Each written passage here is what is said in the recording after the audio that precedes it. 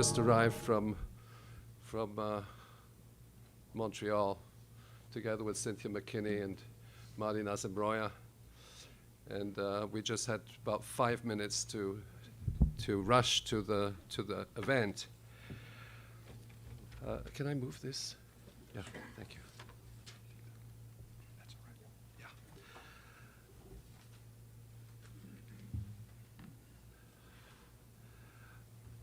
What I'd like to address in my presentation are the broad consequences of 9/11 with regard to US military doctrine,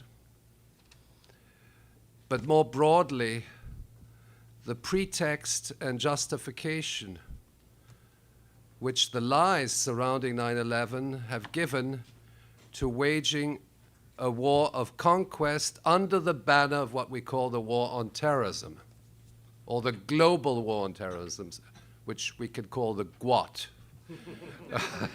Now, GWOT. Now, the GWOT was launched. I thought this was going to be a serious presentation, obviously. The global war on terrorism was launched late at night by the War Cabinet, which was formed in the afternoon of 9/11. And a decision was taken to declare war on Afghanistan as a state sponsor of the 9/11 attacks. In other words, a sovereign country somewhere in Central Asia, on the grounds that Al-Qaeda and mastermind Osama bin Laden was behind these attacks, and consequently, Afghanistan, as hosting Al-Qaeda, was responsible for a military attack on the United States of America. And what is more important is that the following morning, without any evidence, nobody knew who had done it on the same day. But the following morning, Eastern European time in Brussels, the Atlantic Alliance met and invoked Article 5 of the Treaty of Washington, which essentially states that an attack on one of its members constitutes an attack on all of its members under the concept of collective defense. Now, immediately we see unfolding this notion of preemptive war, that this was an act of defense. This was a decision on the part of NATO to defend itself against the attack of a foreign country, and as a result, NATO didn't actually declare war on the 12th. It waited until barely 2 or 3 days before, based on some State Department document which was composed and never verified, and then they said, yes, we now rubber stamp the decision that we took tentatively on September the 12th. But needless to say, this tragic event of 9/11 was used as a pretext and justification to wage war on an impoverished country in Central Asia. There were diplomatic exchanges between Afghanistan and the United States. People say the Taliban, but this was the government of Afghanistan, whether we like them or not. And they sent, I think, on 2 occasions, if there's evidence that bin Laden is behind these attacks, we'd be happy to hand him over to American justice. And George W. Bush said, we don't negotiate with terrorists. That was his response. So that avenue was not taken. And anybody who has a minimal understanding of military planning will know that you don't plan a large-scale theater war in a matter of 4 weeks. This conference took several months to prepare. And imagine anybody who has looked at military documents knows that it takes several months and sometimes years to prepare a war of that size. So that the war on Afghanistan was in the pipeline well before 9/11. And 9/11 was the pretext and justification for waging this war, using what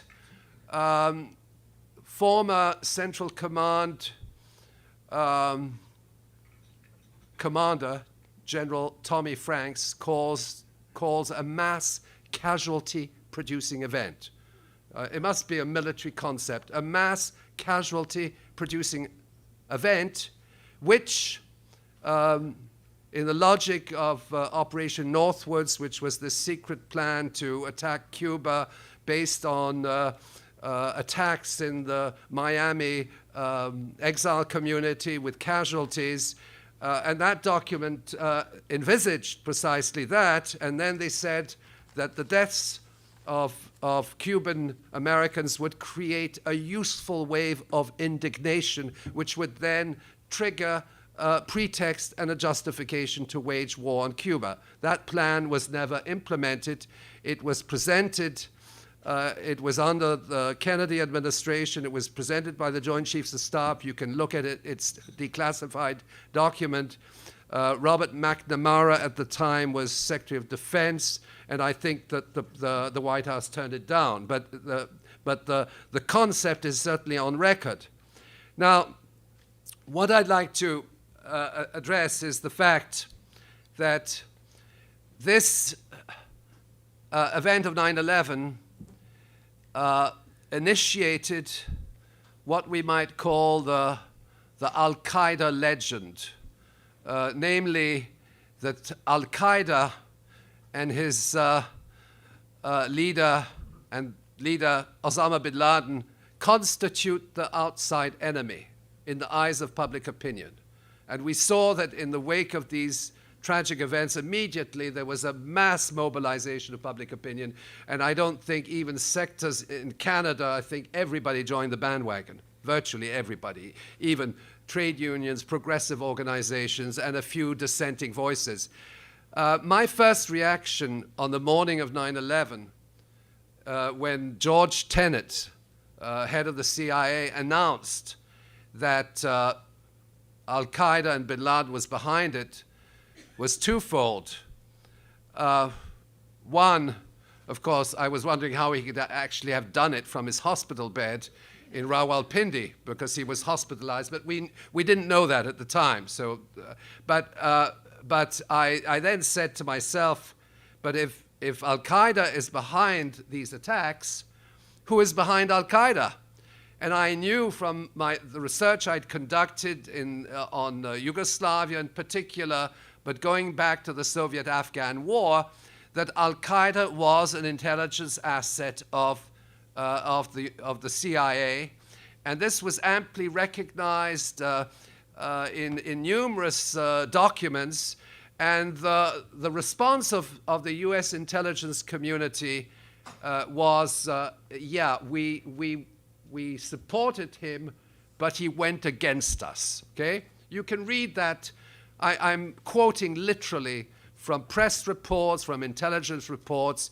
It's when an intelligence asset goes against his sponsor. Now, we were the sponsors of Al-Qaeda. It was for a good cause. It was to fight the communists in the Soviet-Afghan War, and we sent in the Mujahideen. We trained them in these CIA camps in Afghanistan and Pakistan. We set up the religious schools, the madrasas.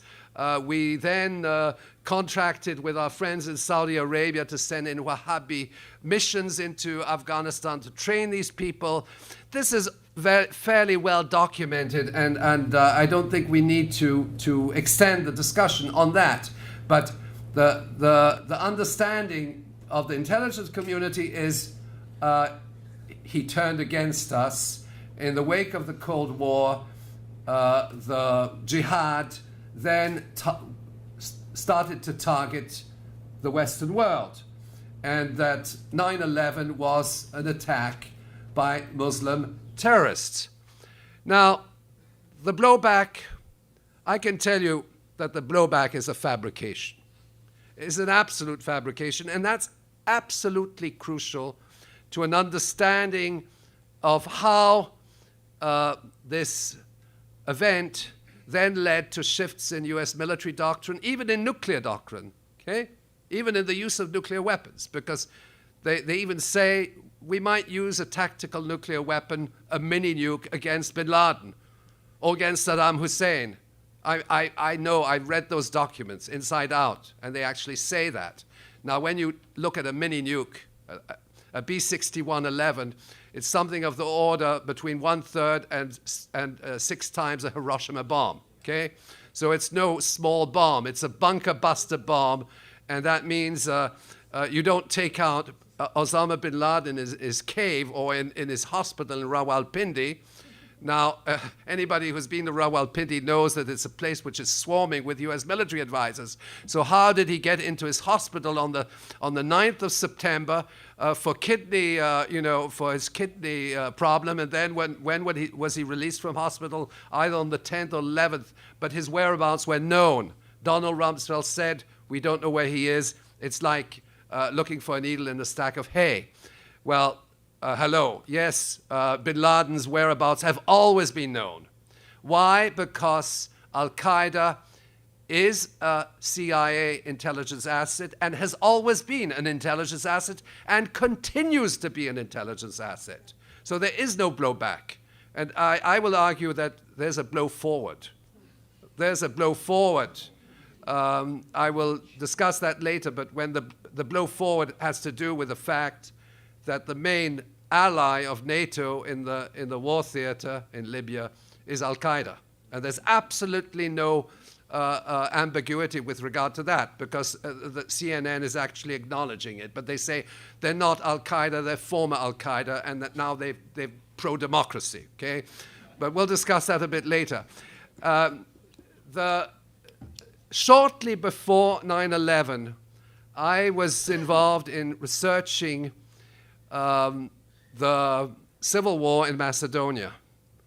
And in fact, I was in touch with the Prime Minister's office frequently by telephone and email, because what was happening is that a US military mercenary company called MPRI, Military Professional Resources Incorporated, were advising both the Kosovo Liberation Army, which was integrated by Al-Qaeda units, Mujahideen, and they were also advising the Macedonian Defense Forces. And they were in fact coordinating the war on both sides. What happened now, just barely 2 months before 9/11, it hasn't been much publicized. The Mujahideen were caught red-handed with the US military advisors. These are all former commanders of the US military. They're senior commanders. And they were caught red-handed together in the same unit or guerrilla unit. And this was this led to a political scandal in Macedonia. The Prime Minister made statements and so on, so that barely a few months before 9/11, I knew that the intelligence asset was still working for the CIA and was still being used in covert operations. But then I also knew, and that's important, that Al-Qaeda or Al-Qaeda-affiliated organizations. Al-Qaeda is a very elusive concept. It includes quite a number of different organizations. But Al-Qaeda units were also being used in Bosnia in the early to mid-90s, integrating the Bosnian Muslim Army, and subsequently in the Kosovo Liberation Army, where Al-Qaeda was in fact involved, and they were also involved in training and so on, to the extent that even people from different parts of the Muslim world were buying real estate in Kosovo at the time. But what I want to signify by that is that that throughout that whole period, the enemy number one, which allegedly committed these attacks, was in close liaison with their intelligence sponsors, the CIA, but also Pakistan's inter-services intelligence, which really operated as a go-between. Pakistan ISI was in touch with the terrorist organizations, the various organizations like Lashkar and Jaish in Pakistan, which were also involved in the training camps and so on. And that relationship has been maintained to this very day. The Pakistan Inter-Services Intelligence is virtually a subsidiary of the CIA, and it acts on behalf of the CIA. And I should mention another very important dimension is that in 2001, in November 2001, and this was brought out in an article by Seymour Hersh, although he didn't really elaborate on the implications, is that Al-Qaeda combatants in Afghanistan were airlifted to northern Pakistan. They weren't sent to Guantanamo. Guantanamo was housed by civilians, people who were arrested left and right. The actual Al-Qaeda fighters were airlifted, and they were airlifted in military planes, and they were taken to northwest Pakistan, Waziristan, and that constitutes a new frontier, which today is the object of the drone attacks. So in other words, this is a very diabolical operation. You have to sustain these organizations as enemies of America, but also as assets. Now, an intelligence asset doesn't necessarily mean that these Islamic organizations know who their sponsors are. That's the whole point. An intelligence asset could be any one of us, okay? It's an instrument of U.S. intelligence, and it goes through different layers. And in this case, Pakistan ISI was a very important relay in implementing U.S. intelligence operations. Now, I think from my standpoint, and I focused mainly on geopolitics, I've focused on some other aspects of 9/11 which have been covered in these hearings, but the geopolitics of 10 years of war, that was in fact the theme of our conference in Montreal. 9/11 has unleashed a roadmap of war and destruction. We are at the crossroads of the most serious crisis in modern history. I think that's not an understatement.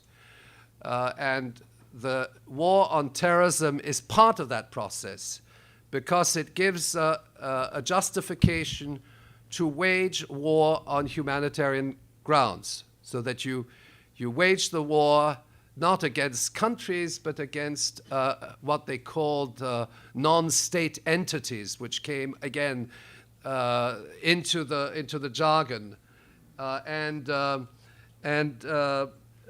that I think is very important.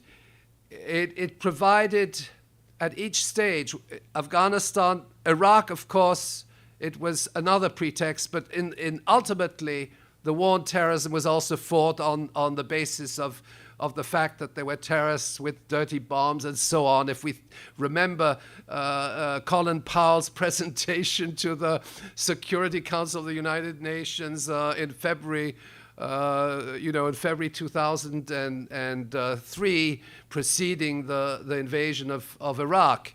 And ultimately, the war on terrorism has been a continuum.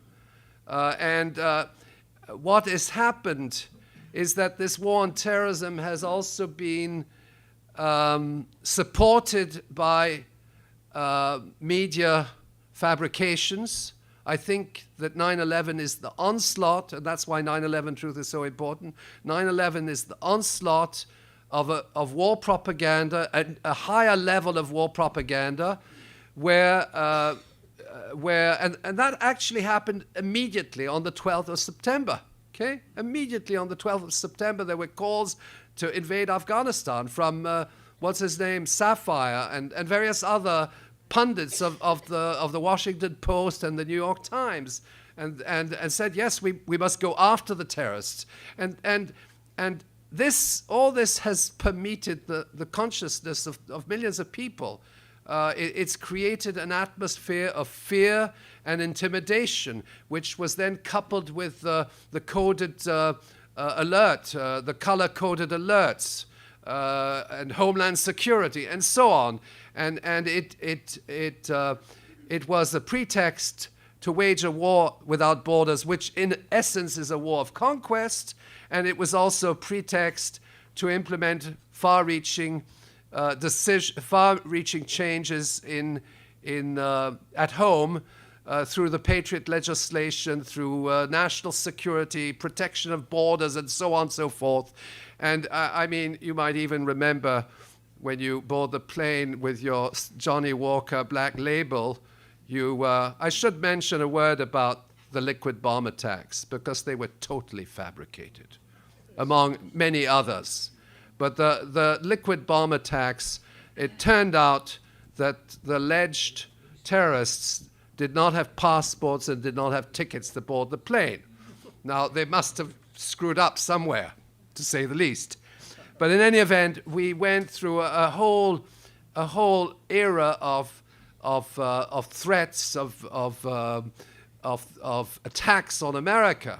Okay, attacks on America on the one hand, whereas in fact what was happening was large-scale theater wars waged by America against countries around the world in various forms, either theater wars or covert operations or regime changes, and all of this was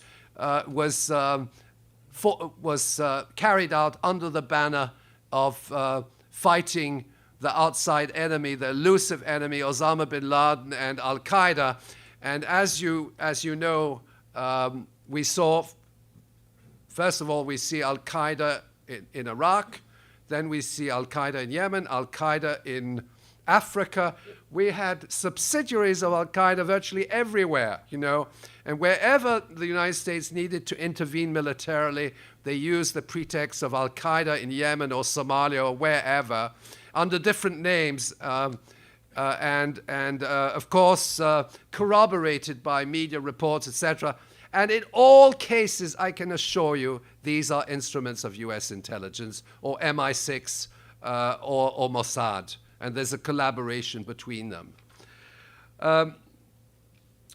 What I think is of concern to us is that the 9/11 big lie sets the stage for what I describe as the American Inquisition.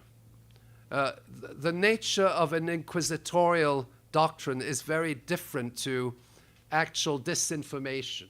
There's a subtle difference, because media disinformation is that you hide the facts and you obfuscate certain things and you lie.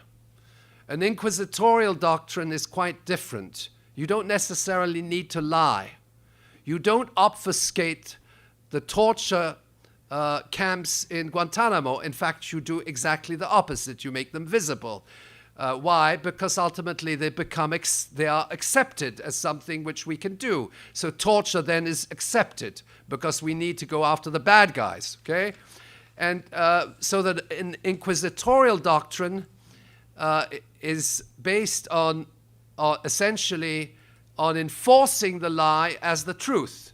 Okay, it's not by obfuscating the truth and saying, no, well, this, that, and other. It's actually inverting the truth. It's transforming the lie into the truth. And then what happens is that this becomes a consensus. Responsibility to protect in Libya is a consensus. But in reality, what is it? It's the killing of thousands of people. And we've been following this war, and I can assure you that reports that are published our correspondent of global research, Darius Nazarroya, who's in this room at this moment, has reported back from Libya, and the atrocities committed by NATO have not been mentioned in any of the media. And responsibility to protect becomes the logo. It becomes something that we accept, and so on and so forth. And so an inquisitorial doctrine imposes itself as a consensus that you do not challenge, because it emanates from the highest authority of the land, not only from the head of state and the U.S. Congress, but from Ban Ki-moon, Secretary General of the United Nations, from the ICC criminal courts, and so on. Everybody toes the line, and everybody is committed to going after bin Laden. Okay, maybe I'm exaggerating. Let's say going after Al-Qaeda. But again, it's the war on terrorism, and then it's supported by and financed by Islamophobia, and so on and so forth. And 9/11 is the ultimate, it's like Adam picked the apple. So it's the starting point. It's the starting point of this discourse and dogma, which permeates every area of society, and it cannot be challenged. It cannot be challenged. It can certainly be challenged in terms of factual information, but then people dismiss those facts because the Inquisition does not allow you to accept the truth.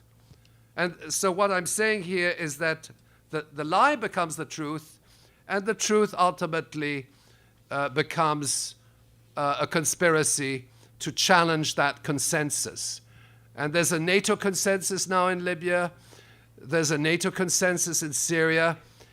But what is not reported is the fact that the war on terrorism is waged not against the terrorists, but with the terrorists. So that I call that the GWAT WTT, okay?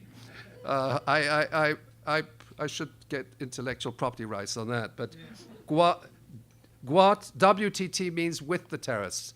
Now, GWAT with the terrorists signifies that in every single one of these military operations, the terrorists have been waging a guerrilla warfare on the ground, paramilitaries often trained by special forces, in Bosnia, in Kosovo, certainly in Afghanistan. Well, in Afghanistan it's a bit more complex, but in Iraq, as of 2004, when John Negroponte was sent as ambassador, his term was only for 1 year.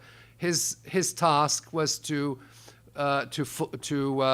put together the death squadrons based on the Salvador option, which he had applied in Central America in the 1980s. And these death squadrons were there as an instrument to obscure the role of the invader and weaken the resistance movement.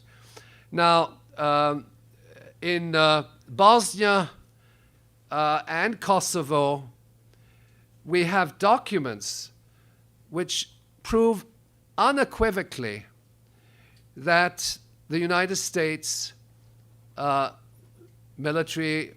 United States as an entity was supportive of Al-Qaeda.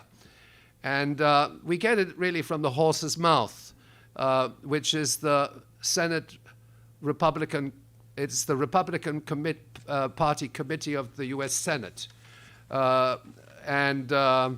It's a document which was produced in 1997 and which accuses the Clinton administration. There was party politics involved in that, they accuse Clinton of supporting Al-Qaeda and working hand in glove with Al-Qaeda and bringing in weapons into Bosnia. Okay, and so that is a document of the U.S. Senate. It's a public document, and we have other statements regarding the KLA. Now, we know that the KLA are listed by Interpol, and we know that the KLA is linked up with Al-Qaeda and so on. We know that the KLA was supported by NATO. So that is well understood, waging the war on terrorism with the terrorists, not against the terrorists. And I contend that that concept is absolutely fundamental. It's not the blowback, it's the blow forward. Because the blowback tells you that Al-Qaeda went against us, he's enemy number one. And the blow forward tells you that there's been a continuous relationship between entities of US intelligence, Western intelligence generally, on the one hand, military as well, and entities linked up to the Islamic Jihad, what we now call as Al-Qaeda affiliated organizations. And now I'd like to, and the reason why all this is important, because the lie penetrates the inner consciousness of people, it changes their perceptions, it prevents people from thinking, even when they're confronted with the fact that Al-Qaeda is in fact an instrument and not an object of the global war on terrorism. But nonetheless, and when the lie replaces the truth in people's inner consciousness, there's no going backwards. Okay, it's a very subtle mechanism. And the Spanish Inquisition understood perfectly well, but the French Inquisition was even worse. And it lasted for several hundred years, okay? That your whole mindset is subordinated to something which is predetermined and fake, and you cannot reflect. Now, I'd like to go to blow forward, okay? Because it is a blow forward, and discuss very briefly two major areas of conflict today. One is Libya, and the other is Syria. Now, I can tell you unequivocally, and it's confirmed by media reports, that the main military units of the rebels in Libya are Al-Qaeda. The military commander in Tripoli is Al-Qaeda, or Al-Qaeda affiliated.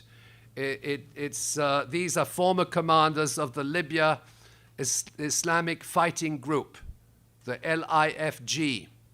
Now, the LIFG is a CIA creation.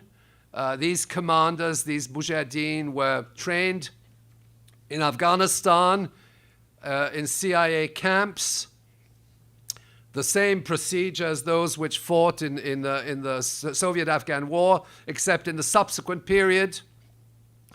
And I can tell you that the LIFG is still on the list of the State Department as a terrorist organization, and it's still on the United Nations Security Council list of terrorist organizations.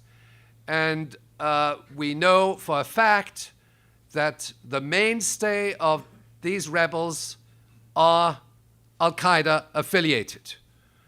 There are other elements to the rebellion, which I won't go into. But the issue is the following.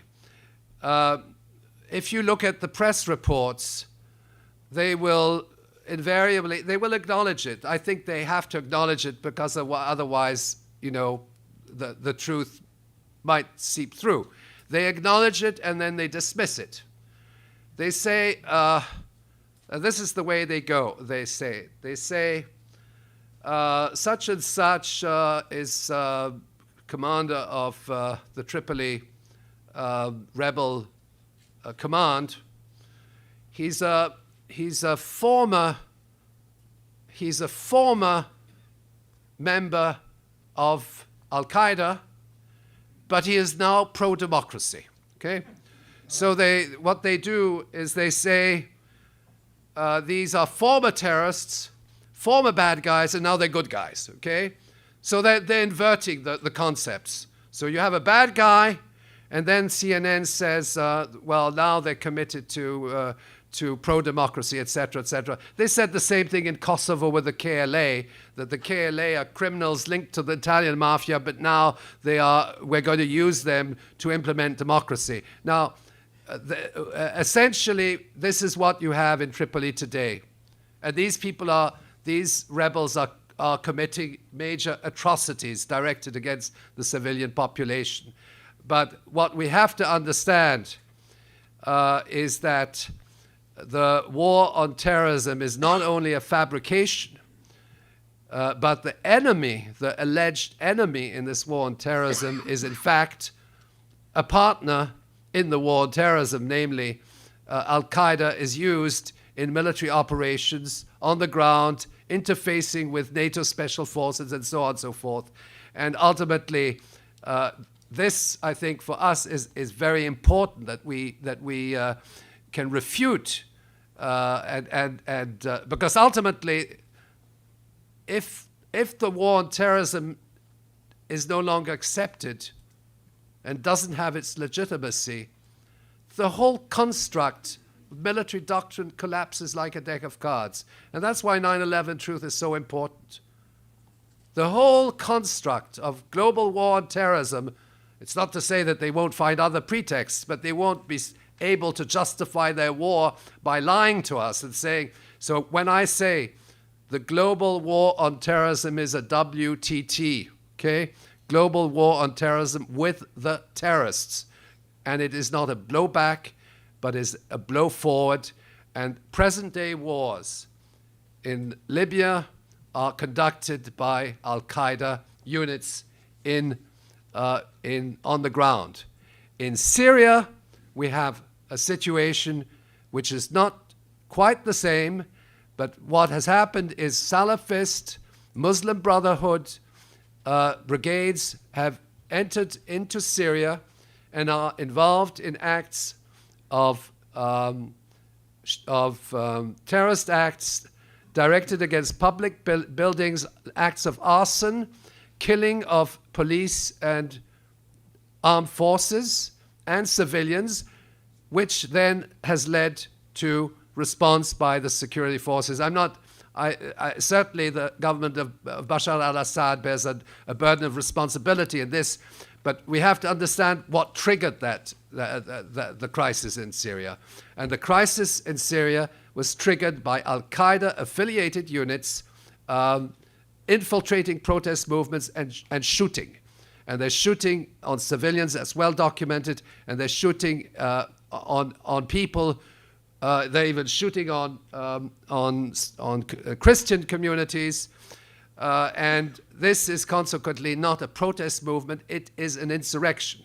And the latest news that I have is that NATO is actually now, and this is confirmed by Israeli intelligence sources, that NATO is itself in the process of recruiting mujahideen, jihadist fighters, to wage their wars.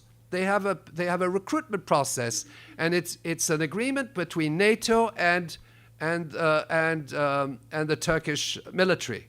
Now, those reports remain to be verified, but it's well understood that recruitment process has been going on for a long, long time. And those brigades are there precisely to perform a terrorist role which is used to destabilize societies, create sectarian violence. In countries such as Syria is a country of tremendous religious tolerance for people who have been there. I spent more than a month in Syria earlier this year, and there's a sort of integration of Christianity and Islam to the extent that the prayer, I'll finish on that, the prayer at the Great Mosque in Damascus is taken from the Greek Orthodox Church. Thank you very much.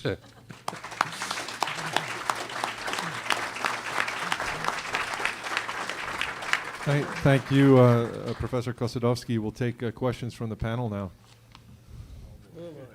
Judge Impasumato. Thank you.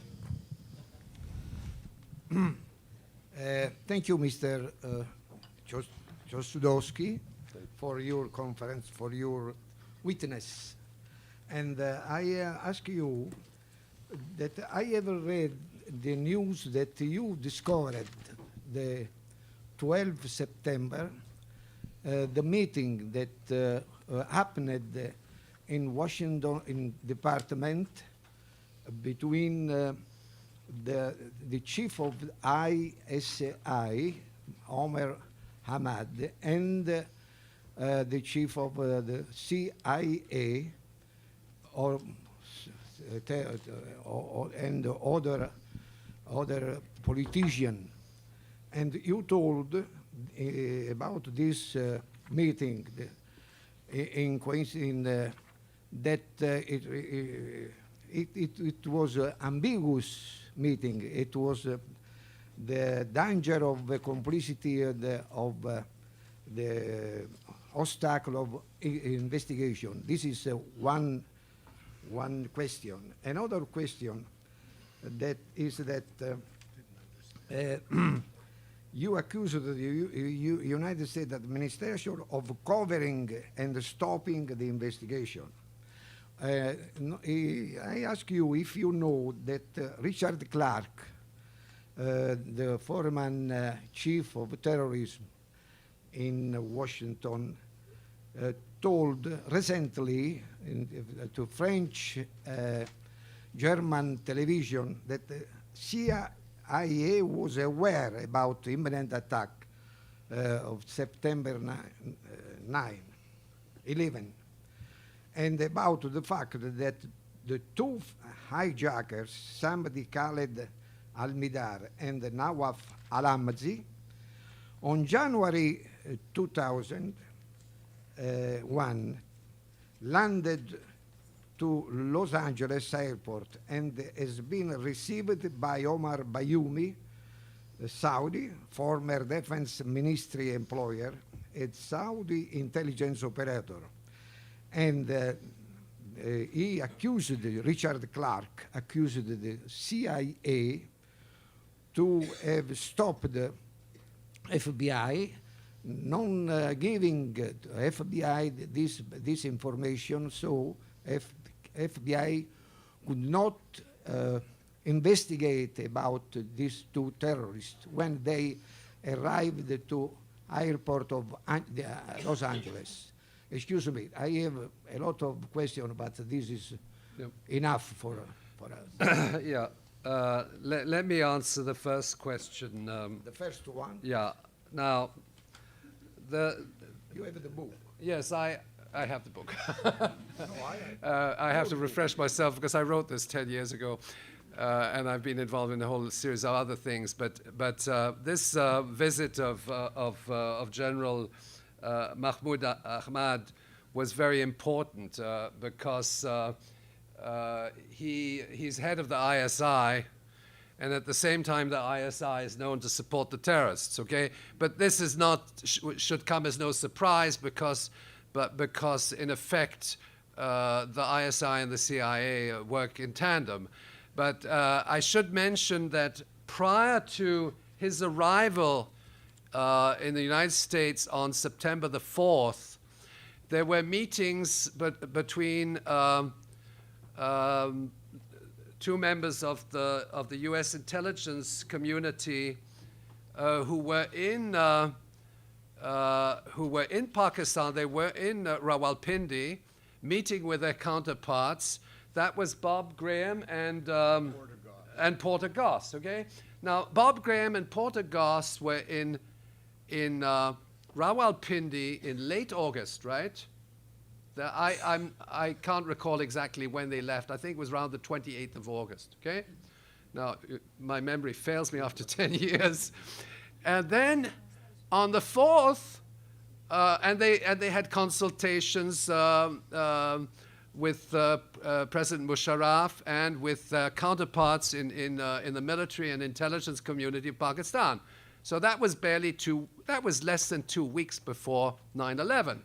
Now then they go back to Washington, and I don't know whether Ahmed actually came with them or he came on a separate plane, but I documented that he arrived back in he arrived in the United States on September 4th. Okay. September 4. On September 4th, yeah. And he stayed there until Yeah, and then, well, 12, then until 12. let me give you the 13. timeline, okay? From the 4th to the 9th, he meets his U.S. counterparts, including George Tenet, okay? Now, on the 9th of September, you might recall, was assassination of General Massoud, leader of the Northern Command, not necessarily related to his visit.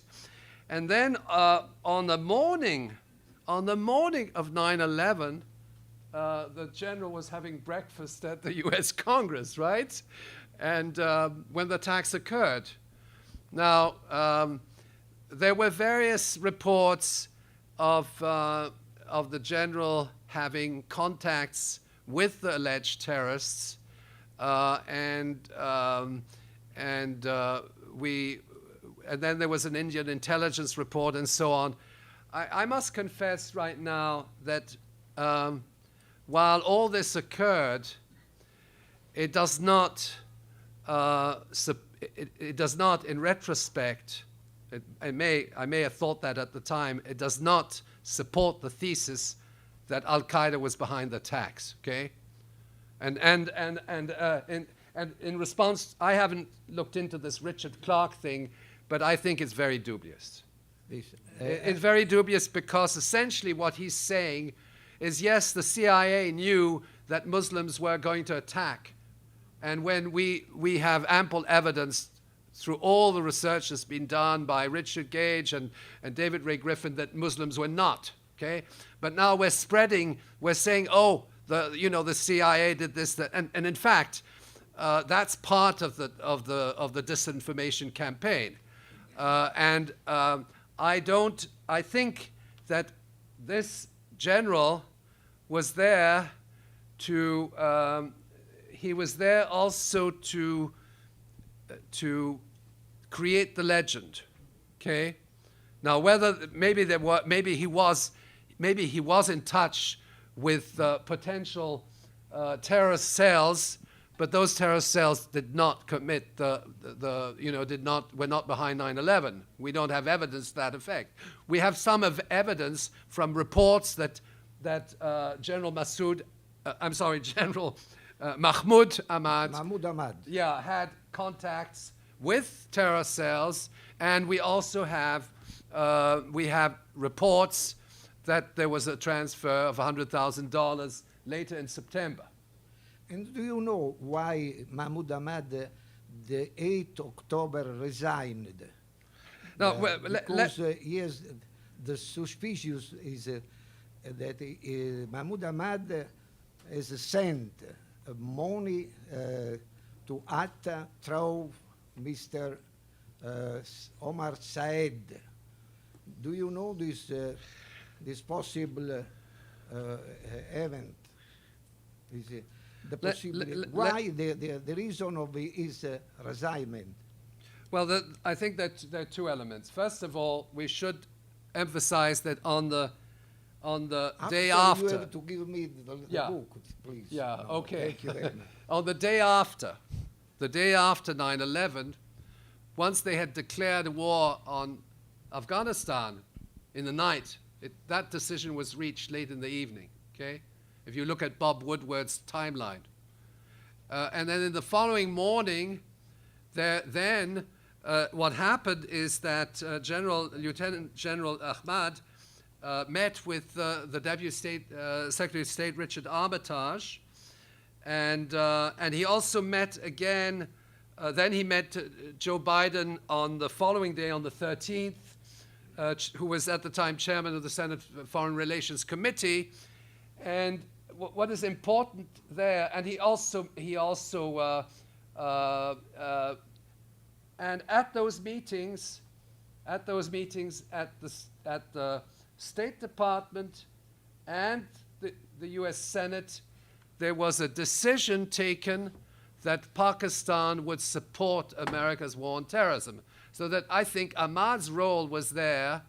They said, oh, he just happened to be there, okay? Well, he just happened to be there so that on the morning of 9/11 he could go in.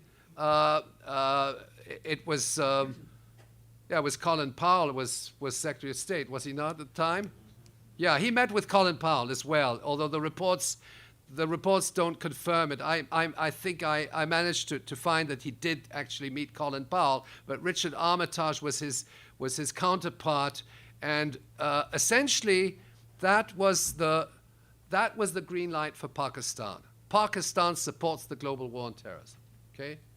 And at the same time, Pakistan's ISI is supporting the terrorists, the WTT, okay? So that in effect, there was both an intelligence op, and then there was also a diplomatic operation which consisted in giving the green light to that war on terrorism through America's ally in Pakistan. And Pakistan was, of course, very important because it was from there that a lot of the attacks and the invasion was carried out. Yeah. No, please finish. No, I think Yes, Okay. I'm Thank all you, right. Thank you. It is Yeah. very, Okay. very important what you Yeah. say. Thank you, But Judge. It I'm just. is sorry. possible to suppose that Mahmoud Ahmad was an agent double, because somebody in Indian government told that he was CIA agent. He told that. He was a CIA agent. There's absolutely no question he's a CIA agent. He's head of Pakistani intelligence. He can't be otherwise. He takes his orders from Washington, from Langley. No, because he was protected by US administration. He has been protected. I think it was understood that, as you pointed out, that the day after the war commenced, that this guy would go into retirement, and a lot of people among us said, "Oh, this is the mastermind behind 9/11. It's the guy who sent the $100,000 to Mohammed Atta and so on." I mean, I don't think that my interpretation 10 years later is that was not his function. Okay. Because I know that other things have been discovered since then. But when I wrote that paper, probably in the October of 2001, I gave great importance to that particular sequence of events, which it was very fishy that Porter Goss and Bob Graham, respectively from the Senate and the House intelligence committees, had been sent to Pakistan 2 weeks before it happened, okay? And I must say, these individuals, I don't trust them. I know that they may have had other, they've come out in various forms. I don't, there's something very fishy about that sequence of events. On that note, Professor, I beg pardon to interrupt you. I'm going to have to transition No, because we'll run out of time. There is only, excuse me, the problem of interview of Richard Clarke, you have not read No, I dismiss it. We'll get back to that. Professor Johnson? Professor Johnson? I think it's a red herring. Okay. On that note, thank you. Thank you, Professor. Thank you. I wonder if, many of us don't think that bin Laden had a lot to do with 9/11. I think you probably share that view. Do you have any comments about the events in Abbottabad? Was that pure theater, or do we have any notion of what actually occurred there? I'm sorry, I misunderstood. The assassination of bin Laden by the United States. Okay. Listen, I mean, there've been David Ray Griffin has written a book on that. I don't want to elaborate. The whole thing is extremely fishy, to say the least. But I haven't personally investigated the timeline. Many of our authors have written on that, but what is more serious is the fact that the SEAL unit, which was involved in that operation, has been eliminated in a helicopter crash. And I think that's certainly a relevant, Different group. that's a relevant element in one's understanding. Audience, please, I beg your pardon to keep the thoughts to yourself. We have very little time here to proceed. Yeah. Professor Jenkins, and then Professor Lee, and we'll have to end on that. My understanding is that Noam Chomsky certainly agrees with your analysis of the use of 9/11 to further U.S. interests in generating an all-out war on terror and perhaps its other imperial interests. But he thinks that they were simply exploiting this occasion. He doesn't feel that the U.S. generated this occasion or made it. Now, I'm wondering whether there's anything in your analysis of what 9/11 started for the U.S., made possible, that in itself suggests that they were doing more than exploiting an event which they did not control. But they controlled. I mean, I think what Noam Chomsky is saying is that 9/11 may have provided a pretext, but he rejects the fact that Al Qaeda is an intelligence asset. I mean, he doesn't focus on the intelligence, on the lies. This is the ultimate lie, okay? Because what they're telling us, it's the ultimate lie, as far as the global war on terrorism is concerned. Waging a war on terrorists, using the terrorists, okay? I mean, we can distinguish between various terrorisms because NATO is also a terrorist entity. But if we're talking about is the so-called jihadist or Islamist brigades, they are recruited. They are, in fact, created. Islamism, in its form today, is a creation of the CIA. It's not to say that Islamism doesn't exist in the Muslim world. It does. But it has been used as and supported and financed covertly with a view to using it in a war theater. Now, with all due respect to Noam Chomsky, he doesn't get into that. Okay? And that is where the deck of cards collapses. Just to say, well, you know, this something they couldn't control, and then they went after them, and they're bad guys. They're not bad guys. We're the bad guys. And I mean, the discourse of the media is so incredibly fake to say, to now dispel after having supported the war on terrorism doctrine, to say that in the case of Libya, well, it doesn't really matter whether these guys are terrorists, Al-Qaeda or not. Well, in fact, they are Al-Qaeda, according to CNN. But these guys are no longer bad guys, okay? They're telling us that. They're no longer bad guys. They're good guys because they're working with us. They're former terrorists, okay? They're former terrorists. And in fact, they're not former terrorists because the organization, which is supposed to be defunct, is still there. Otherwise, it wouldn't be on the State Department list. Okay. Professor? So in effect, what if people were doing their work in the war theater, they would be arresting these people. Is that right, Cynthia? Yeah.